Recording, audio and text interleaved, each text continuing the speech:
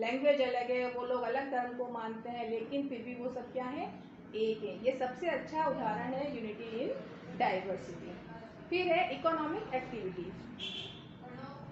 In India people are engage in 3 main economic activities. अब कौन कौन सी एक्टिविटीज है यहाँ पर?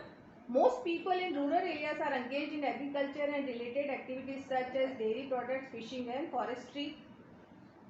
These are primary activities. They do these things in order to raise the natural resources. जो primary है उसमें लोग क्या करते हैं, एक तो खेती करते हैं और वो जानवरों को पालते हैं, और जानवरों को पालते हैं उससे क्या होता है, डेयरी प्रोडक्ट्स बनते हैं।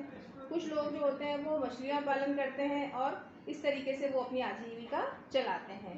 ठीक है, और ये कैसा होता है, नेचुरल रिसोर्सेज की वजह से ये सारा पॉसिबल हो पाता है। Many people in urban areas are engage in production of manufactured goods from primary products. They work in industries, we refer to them as secondary activities. कुछ लोग ऐसे होते हैं कि वो कुछ चीज़ें बनाने का काम करते हैं जो प्राइमरी प्रोडक्ट से मिलती है, और वो इंडस्ट्रीज में भी वर्क करते हैं, तो इसे हम क्या कहेंगे, सेकेंडरी एक्टिविटीज कहेंगे। थर्ड है people engaged in territory activities do not produce any tangible goods. They provide transport, communication और banking facilities etc. ऐसे लोग जो पढ़े लिखे हैं और इन सारी चीज़ों में मतलब वो नौकरी करते हैं, तो वो सारे हमारे इस कैटेगरी में आएंगे। All these activities are the backbone of our economy. और ये सब हमारी इकोनॉमी जो है, इंडिया की जो इकोनॉमी के उसके ये बैकबोन है। Need for diversity. अब ये डाइवर्सिटी क्यों जरूरी है? It is necessary to encourage diversity. Why do we need diversity in the country? Let us assume for a while that we all are similar in our looks. हम लोग दिखने में सभी एक जैसे दिखते हैं। We live in the same manner. We think alike. We wear the same clothes or clothes of same color. We react in the same manner. Will it be a colorful living? No, not at all. अब जैसे सारे लोग एक जैसे दिखें, सारे लोग एक ही जैसे कपड़े पहने, सारे लोग एक ही जैसा सोचें, तो क्या ये अच्छा लगेगा? क्या नहीं लगेगा ना। हो सकता है कि कोई चीज़ आप में अच्छी हो, कोई चीज़ मेरे में अच्छी हो। हम लोग अब जब आइडियाज़ से भी एक्सचेंज करते हैं तो हमें कुछ नई चीज़ अच्छी से सीखने को मिलती है। तो इसीलिए क्या है, इन सब चीज़ों के लिए हमारा डाइवर्सिटी होना जरूरी है। First of all, unity in all respects is not possible due to varying human nature. अब हर आदमी का नेचर अलग अलग होता है, तो उसकी जो आदतें होती हैं, उसकी जो हैबिट्स होती हैं, उसकी बहुत सारी चीज़ें अलग अलग होती हैं। Just look at your classmates. Some of you are always doing good in the class. Some others are good in mathematics. Somebody sings well in school function. Some boy or girl receive an award for his or her performance in the school play. And you might be awarded a prize for your paintings. अब आपकी class में इतने सारे बच्चे, तो सारे बच्चे पढ़ने में होशियार है क्या? नहीं है। कोई बच्चा ड्राइंग में अच्छा है, कोई बच्चा स्पीकिंग में अच्छा है, कोई बच्चा डांस में अच्छा है, और आप जो हो वो पेंटिंग में अच्छे हो। तो ये सब चीज़ें, ये डाइवर्सिटी ज़रूरी है ना, कि सारे बच्चे तो पढ़ने में इंटेलिजेंट नहीं हो सकते, सारे बच्चे पढ़ने में डफर नहीं हो सकते, तो सब में कुछ ना कुछ क्वालिटी है। और ये जो क्वालिटी है, इस क्वालिटी की वजह से क्या बना है, आपका एक ग्रुप बना है, और ये ग्रुप क्या है, एक क्लास है। Secondly, diversity leads to the development of both an individual and society. Every individual it's depend on other to fulfil his or her needs. अब क्या है कि हम एक दूसरे के ऊपर डिपेंडेंट रहते हैं, ठीक है। ऐसे सोसाइटी में भी क्या है कि हम लोग एक दूसरे को कॉपरेट करते हैं। कोई चीज़ आपको आती है तो आप अपने फ्रेंड को बताते हो, आपके फ्रेंड को अगर आपके फ्रेंड को नहीं आती तो आप किसी और से पूछते हो। तो इससे क्या होता है कि आप लोगों में कॉपरेशन वाली जो फीलिंग्स है वो भी डेवलप होती है। It is a long chain where every individual contributes to the healthy growth of society. तो ये एक चेन है, इससे क्या होगा कि सोसाइटी के अंदर एक बहुत अच्छी चेन डेवलप होगी, उससे हमें ये चीज़, हमें कॉपरेशन की भावना समझने में और मदद मिलेगी।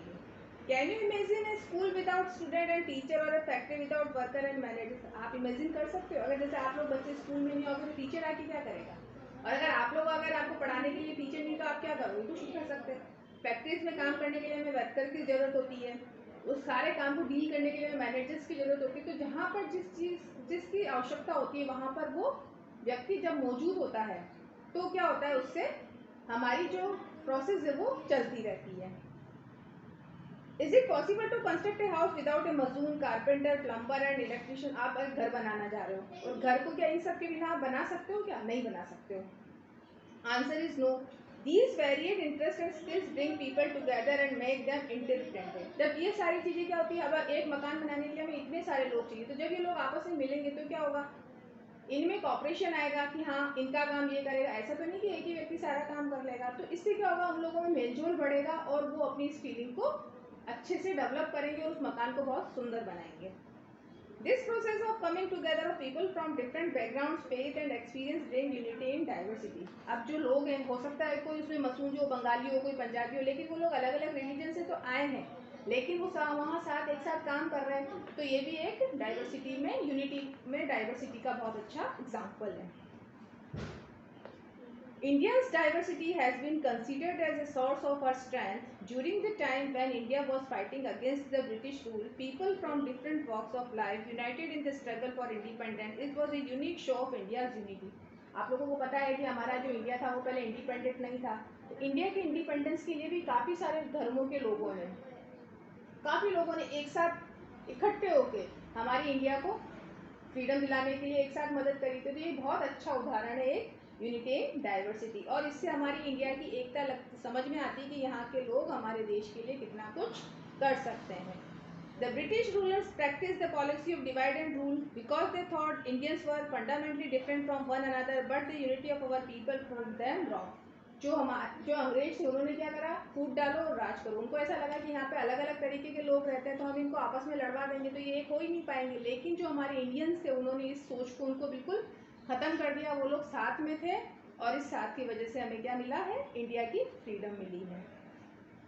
Mahatma Gandhi led this struggle. Many revolutionaries sacrificed their lives for this cause. Shahid Bhagat Singh, Rajguru, Sukhdev, Ashfaq Ullah are among a few such great names. They were all from different backgrounds, but they were united because they shared the same belief. Gandhi ji ने ये struggle शुरू किया था और बहुत सारे लोग इसमें शामिल हो गए, जैसे शहीद भगत सिंह पंजाबी थे, राजगुरु सुखदेव ये भी पंजाबी थे, अशफाक उल्लाह मुसलमान थे. मतलब ये अलग अलग तरीके के लोग हैं और अलग अलग रिलीजन से हैं, लेकिन फिर भी इनका सबका क्या एम एक था कि हमें इंडिया को फ्रीडम दिलानी है, और इस वजह से वो सब एक साथ थे.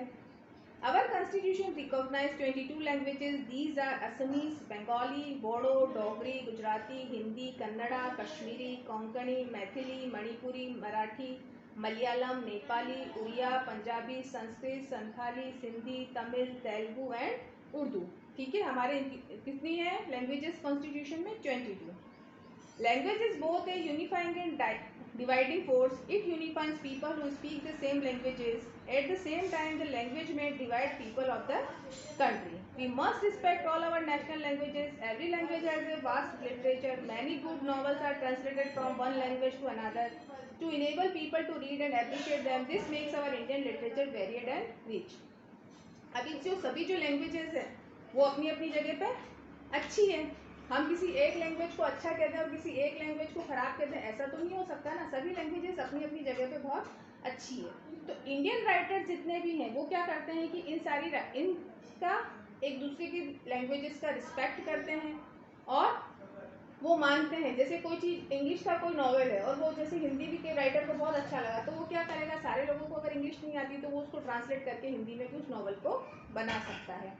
इस तरह से कि सारी भाषाएं अच्छी है, हमें भाषा के लिए भी झगड़ा नहीं करना चाहिए कि तुम्हारी अच्छी है या मेरी अच्छी है, ऐसा कुछ नहीं होता है. सारी लैंग्वेजेस जो है वो सब अच्छी हैं और इस तरीके से सारी लैंग्वेजेस अलग अलग हैं, सब लोग अलग अलग बोलते हैं लेकिन फिर भी एक हैं. तो ये भी एक बहुत अच्छा एग्जाम्पल है यूनिटी इन डाइवर्सिटी.